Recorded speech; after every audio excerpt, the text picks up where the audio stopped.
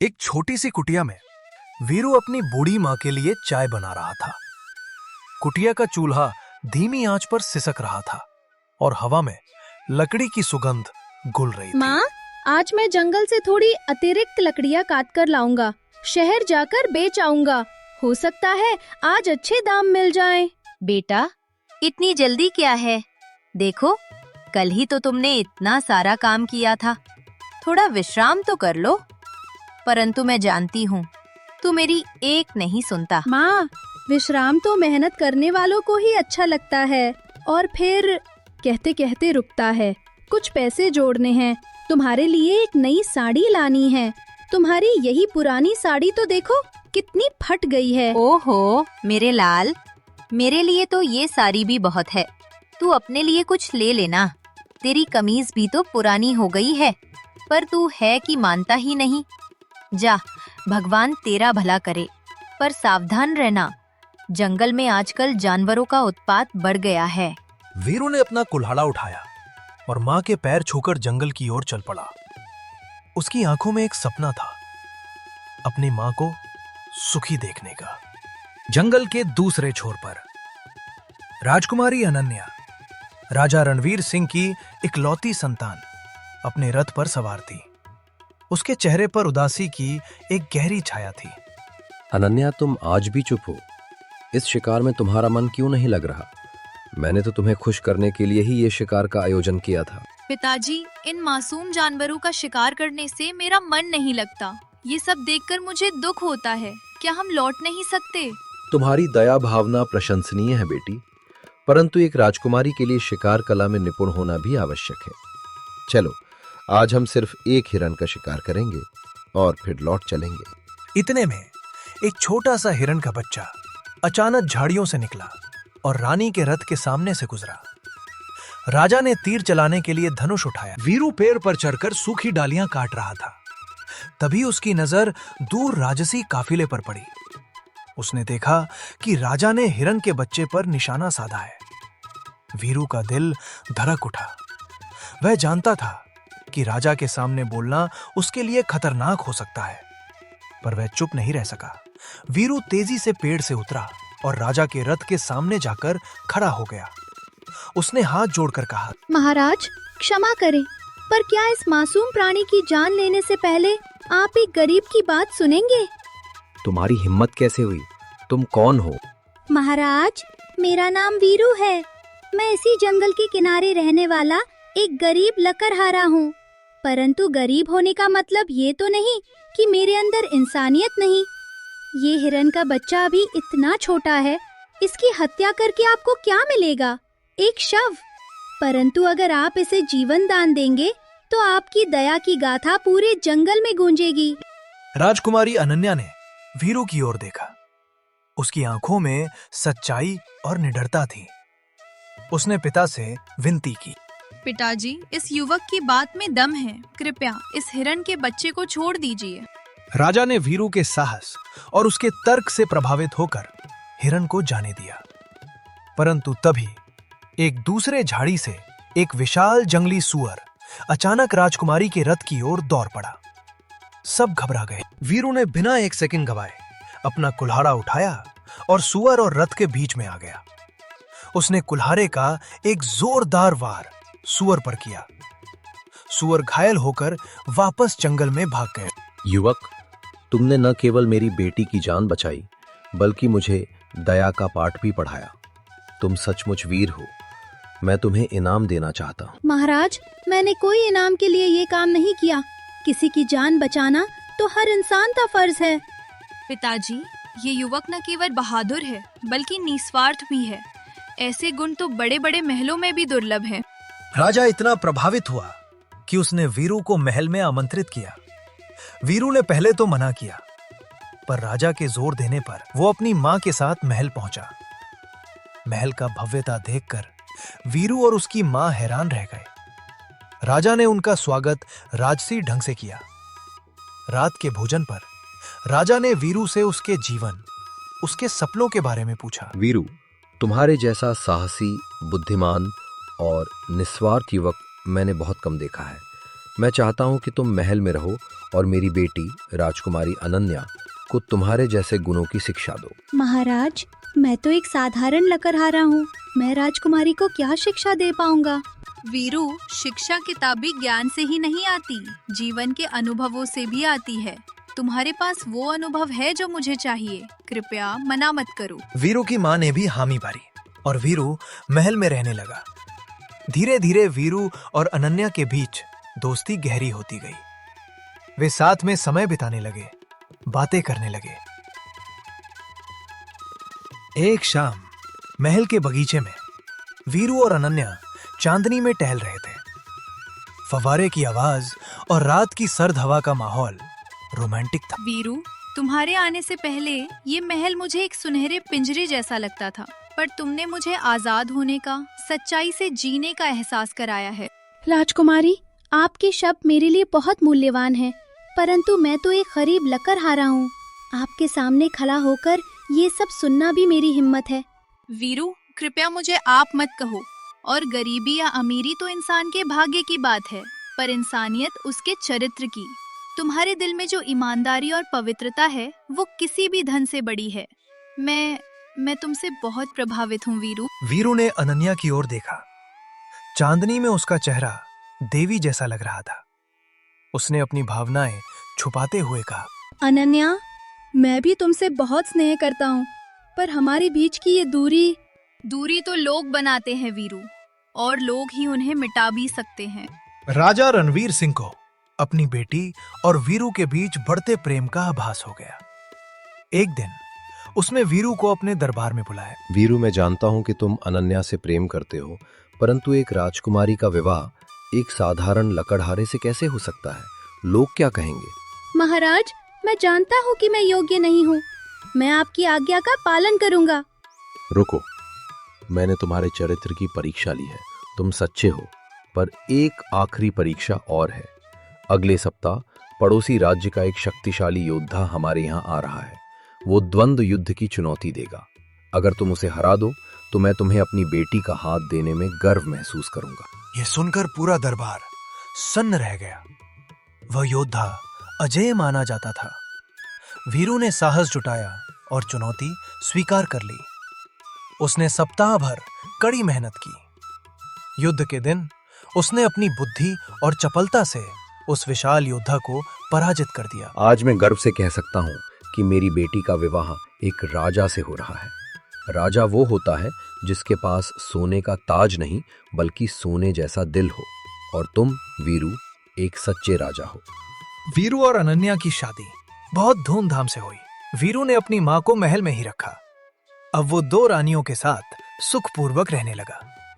एक थी उसकी पत्नी रानी अनन्या और दूसरी थी उसकी मां, जिसे अब सब माता रानी कहकर बुलाते थे। वीरू ने कभी भी अपनी सादगी और ईमानदारी नहीं खोई। उसने प्रजा के बीच रहकर उनकी समस्याएं सुनी और राज्य का विकास किया। अनन्या और वीरू की मां के बीच एक अनोखा रिश्ता बना। अनन्या ने कभी भी अपनी सास को कम नहीं समझा, बल्कि उन्हें अपनी मां का दर्जा दिया। एक शाम तीनों महल की छत पर बैठे थे। सूरज अस्त हो रहा था। कभी सपने में भी नहीं सोचा था कि मेरा वीरू एक दिन राजा बनेगा और मुझे इतना सुख देगा। भगवान ने मेरी हर दुआ कबूल की। माँ, आपने वीरू जैसा सच्चा इंसान पाला। यही तो इस राज्य का सबसे बड़ा खजाना है। आप हमारी राज्य की सबसे बड़ी रानी हैं। मैं दुनिया का सबसे धनी व्यक्ति हूँ। मेरे पास 2 ऐसी रानियां हैं जिनका प्यार और आशीर्वाद मेरे लिए हर सुख से बढ़कर है। और इस तरह एक गरीब लकड़हारा अपने चरित्र, साहस और नेक दिल से सच्चा राजा बना और 2 रानियों के साथ एक सुखद प्रेमपूर्ण जीवन जीता। कई वर्ष बीत गए। वीरू का राज्य समृद्धि और खुशहाली की नई इबारत लिख रहा था। वीरू ने अपनी सादगी और जन कल्याण की भावना से प्रजा का दिल जीत लिया था। एक दिन राज्य के बगीचे में वीरू, अनन्या और उनकी 8 वर्ष की बेटी राजकुमारी प्रीता फूलों की क्यारियों के बीच बैठे थे। प्रीता को पढ़ाने के लिए वीरू स्वयं आता था। पिताजी, क्या सच में आप पहले लकड़ी काटते थे? आपके हाथों में ये तलवार इतनी सुंदर लगती है। कुल्हड़ा कैसा लगता था? हाँ बेटा, सच कहता हूँ। वो कुल्हड़ा मेरे लिए तलवार से भी ज्यादा कीमती थी। उसी ने मुझे मेहनत का मूल्य सिखाया, ईमानदारी का पाठ पढ़ाया, और वही कुल्हड़ा तुम्हारी माँ की जान बचाने का साधन बना। देखो बेटा, असली ताकत हथियार में नहीं, इंसान के इरादों में होती है। तुम्हारे पिता ने सच्चा राजपाट सीखा है प्रीता। राज सिंहासन पर बैठने से कोई राजा नहीं बनता। राजा बनता है अपने कर्तव्य और चरित्र से। तभी मंत्री कृष्णदत्त वहां आए। उनके चेहरे पर चिंता की रेखाएं थीं। महाराज, क्षमा चाहता हूँ, पर एक गंभीर समाचार है। हमारे पड़ोसी राज्य जलंधर के राजा भानु प्रताप ने हमारी उस उपजाऊ भूमि पर दावा किया है जो हमारे दोनों राज्यों की सीमा पर है। उन्होंने 1 माह के भीतर भूमि खाली करने का अल्टीमेटम दिया है, नहीं तो युद्ध की घोषणा कर देंगे। युद्ध? कृष्णदत्त जी, वो भूमि तो पीढ़ियों से हमारे राज्य की रही है। उस पर हमारे किसान खेती करते हैं। ये अन्याय है। पिताजी ने हमेशा कहा था, भानु प्रताप महत्वाकांक्षी और लालची हैं, पर हमें युद्ध से बचना चाहिए। एक युद्ध हजारों परिवारों को उजाड़ देता है। तुम सही कहती हो अनन्या, हमें शांति का हर संभव प्रयास करना चाहिए। कृष्णदत्त जी, भानु प्रताप के दरबार में एक शांति दूत भेजो। हम बातचीत के लिए तैयार हैं। वीरों का दूत जलंधर के राज दरबार में पहुंचा। भानु प्रताप का दरबार भव्य और डरावना था। राजा भानु प्रताप अपने सिंहासन पर विराजमान थे। उनके चेहरे पर अहंकार साफ झलक रहा था। महाराज भानु प्रताप, महाराज वीरेंद्र सिंह आपको शुभकामनाएं देते हैं। वे इस विवाद को बिना खून बहाए सुलझाना चाहते हैं।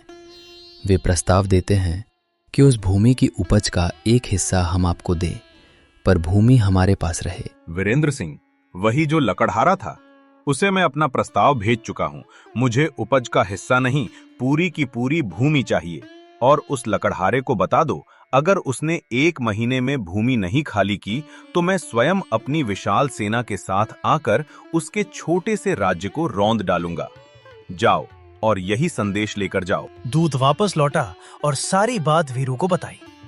पूरा दरबार चिंता में डूब गया। वीरू, अनन्या और माता रानी महल के अंदरूनी बगीचे में बैठे थे। हवा में मंद मंद चमेली की खुशबू थी, पर चेहरों पर मायूसी थी। बेटा, युद्ध तो अखियों का अंधेर है। इसमें न कोई जीतता है न कोई हारता है, सब कुछ तबाह हो जाता है। परंतु अगर दुष्ट व्यक्ति घर की दहलीज तक आ जाए तो भागना भी पाप है। तू हमेशा सच के रास्ते पर चला है, आज भी वही रास्ता चुनना। वीरू, मैं तुम्हारे साथ हूँ, चाहे कोई भी निर्णय लो। पर सोचो, क्या हम भानु प्रताप की सेना का सामना कर पाएंगे? उनकी सेना हमसे 5 गुना बड़ी है। सीधे युद्ध में जीत मुश्किल है। तुम दोनों सही हो। सीधा युद्ध आत्महत्या के समान है। हमें अपनी बुद्धि और कूटनीति से काम लेना होगा। भानु प्रताप को लगता है कि मैं एक साधारण अनपढ़ लकड़हारा हूं। उन्हें मेरी बुद्धि का अंदाजा नहीं है। हमें ऐसी योजना बनानी होगी जो उनकी सेना की ताकत को हमारे अगेंस्ट काम करने पर मजबूर कर दे। वीरू ने आंखें बंद की। उसके मन में जंगल के दिन ताजा हुआ है। पेड़ों, पहाड़ों, नदियों का ज्ञान। एक योजना उसके मन में कौंधी। मैंने योजना बना ली है। हम भानु प्रताप से नहीं, बल्कि उसकी अपनी ताकत से लड़ेंगे। वीरू ने अपने सबसे विश्वसनीय सैनिकों और जासूसों को बुलाया। उसने उन्हें जलंधर राज्य भेजा, लेकिन हथियारों की जानकारी लेने के लिए नहीं, बल्कि उस इलाके की भौगोलिक स्थिति, नदियों के बहाव, जंगल के रास्तों और मौसम के बारे में जानकारी जुटाने के लिए भेजा। फिर उसने अपने सेनापति को बुलाया। सेनापति जी, हमें युद्ध के मैदान की तैयारी नहीं करनी, बल्कि उस मैदान को ही बदलना है जहां भानु प्रताप की सेना लड़ना चाहेगी। हमारी सेना छोटी है, इसलिए हमें छापा मार युद्ध लड़ना होगा। हम दुश्मन पर तब हमला करेंगे जब वो कमजोर हो, थका हो और अपने आप को सुरक्षित समझ रहा हो। महाराज, ये तो बहुत जोखिम भरा है। अगर दुश्मन को पता चल गया तो? उन्हें पता नहीं चलने देना है। हम जंगल के उन रास्तों का इस्तेमाल करेंगे जिनसे केवल हमारे स्थानीय लोग ही वाकिफ हैं। और एक और काम करना है, हमें दुश्मन की रसद आपूर्ति को काटना होगा। बिना अनाज और पानी के कोई भी सेना ज्यादा दिन नहीं टिक सकती। इस बीच वीरू ने अपनी प्रजा को भी तैयार किया। उसने गांव वालों को सुरक्षित स्थानों पर भेजना शुरू कर दिया और उन्हें योजना के बारे में आश्वस्त किया। 1 महीना बीतते ही राजा भानु प्रताप अपनी विशाल सेना लेकर सीमा पर आ धमका। उसने देखा कि सामने कोई सेना नहीं है, सिर्फ खुला मैदान है। देखा, वो लकड़हारा डर गया है। उसकी सेना तो दिखती भी नहीं। आगे बढ़ो और उसके राज्य को जलाकर राख कर दो। जैसे ही भानु प्रताप की सेना आगे बढ़ी, वीरू की छोटी सी सेना ने जंगल और पहाड़ियों से छिप छिप कर हमला करना शुरू कर दिया। वे रात के अंधेरे में दुश्मन के तंबू पर हमला करते, उनके रसद के ठिकानों को जलाते और फिर गायब हो जाते। भानु प्रताप की सेना परेशान हो उठी। उन्हें पता ही नहीं चल पा रहा था कि दुश्मन है कहां। वे थकान और भूख से परेशान होने लगे। एक रात वीरू ने अपने सैनिकों को नदी का रुख मोड़ने का आदेश दिया, जिससे भानु प्रताप की सेना के पास पीने का पानी न रहे। अगली सुबह भानु प्रताप की सेना में हाहाकार मच गया। महाराज, हम फंस गए हैं। दुश्मन को दिखता नहीं पर हमला करता है। खाना खत्म हो रहा है, पानी नहीं है, सैनिक बीमार पड़ रहे हैं। हमें पीछे हटना चाहिए। पीछे हटना? मैं एक लकड़हारे से हार मान लूं? नहीं, कल सुबह हम सीधे उसके किले पर हमला करेंगे। भानु प्रताप की थकी हारी सेना ने अगली सुबह वीरू के किले की ओर कूच किया, पर वीरू उनके लिए एक और आश्चर्य लेकर तैयार था। उसने किले के सामने की जमीन में बड़े बड़े गड्ढे खुदवाए थे और उन्हें घास फूस से ढक दिया था। जैसे ही भानु प्रताप की सेना भारी हथियारों और घोड़ों के साथ आगे बढ़ी, वे इन गड्ढों में गिरने लगे। इस अफरा तफरी का फायदा उठाकर वीरू की सेना ने ऊपर से हमला बोल दिया। यह युद्ध लंबा नहीं चला। भानु प्रताप के सैनिकों का मनोबल टूट चुका था। उन्होंने आत्मसमर्पण कर दिया। भानु प्रताप को बंदी बना लिया गया। वीरू के सामने लाए गए भानु प्रताप के सामने वीरू ने कोई गर्व महसूस नहीं किया, बल्कि दया आई। राजा भानु प्रताप, आपने लालच और अहंकार में अपनी और अपने सैनिकों की जान जोखिम में डाल दी। मैं आपको माफ करता हूं। आप अपनी सेना के साथ वापस जा सकते हैं। महाराज वीरेंद्र सिंह, मैंने गलती की। मैंने तुम्हें कमजोर समझा, पर आज मैं देख रहा हूं कि असली ताकत हथियारों में नहीं, बुद्धि और दया में होती है। मैं वचन देता हूं, आज के बाद मैं कभी आपके राज्य की ओर आंख उठाकर नहीं देखूंगा। पूरे राज्य में खुशी की लहर दौड़ गई। विजय का उत्सव मनाया जा रहा था। महल में एक भव्य जलसा हुआ। वीरू, अनन्या और प्रीता सिंहासन पर बैठे थे। पिताजी, आपने इतनी बड़ी सेना को हरा दिया। आप सच में महान हैं। नहीं बेटा, ये जीत केवल मेरी नहीं है। ये जीत है हर उस सैनिक की जिसने अपनी जान जोखिम में डाली। ये जीत है हर उस ग्रामवासी की जिसने हमें सहयोग दिया। और ये जीत है उस सीख की जो मुझे जंगल और मेरी माँ ने दी, कि हमेशा दिमाग से काम लो, दिल से नहीं। गुस्से और लालच में लिया गया फैसला हमेशा गलत होता है। आज मुझे अपने पति पर और इस राज्य के राजा पर असीम गर्व है। तुमने ना सिर्फ राज्य बचाया, बल्कि एक दुश्मन का हृदय भी जीत लिया। यही तो सच्ची विजय है। वीरू ने अनन्या का हाथ थामा और मुस्कुराया। उसकी जिंदगी का सफर एक गरीब लकड़हारे से शुरू होकर एक सच्चे राजा तक पहुंचा था, जिसने यह साबित कर दिया कि इंसानियत, बुद्धि और नेक नियति ही दुनिया की सबसे बड़ी ताकतें हैं।